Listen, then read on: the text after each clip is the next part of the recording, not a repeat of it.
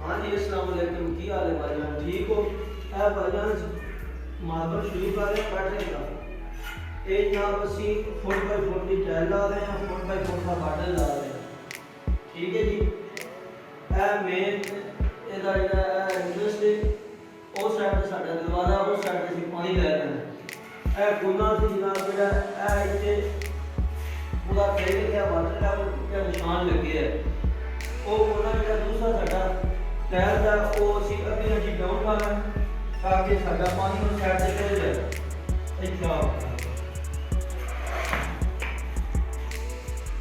ساڈا وجہ ہے اتنے اسی 2 فٹ ڈاؤن کرنا، اتنے بھی اسی ڈاؤن کرنا تاکہ ساڈا پانی اس سائڈ سے ٹر جائے تاکہ پانی کا ساڈا مسئلہ نہ بنے. اے ہم ٹھیک لا دینا، ٹھیک لانے تو بعد چھٹے بننے ہیں، پھر بعد چلے اس ٹائم باڈر لانے ہیں، اس ٹائم پھر دوبارہ دکھانے ہیں. اس طرح کی ترتیب کی کس نے کام شروع کیا ہے. اے نظر بنا رہا ہے ٹھیک لا رہے ہیں، ٹھیک لانے تو بعد چھٹے بننے ہیں، پھر باڈر لانا، باڈر دکھانے ہیں کہ اتنی ڈال لیتی ہے کس طرح کی طریقہ کار کیا ہے.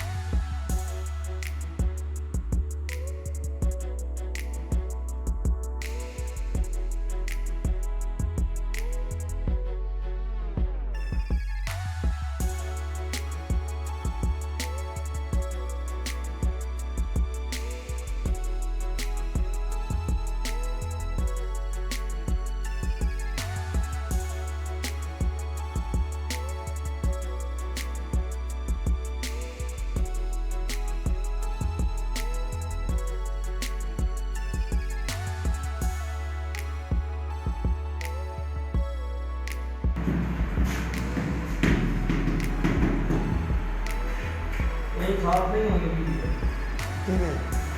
دروازہ بند کتنے ہیں؟ خراب نہیں ہوگی. سورج پمتا ہے نا تام واسطے کوئی مسئلہ نہیں ہے. پاس آئے گا لوگ بنائی لو ہماری ہو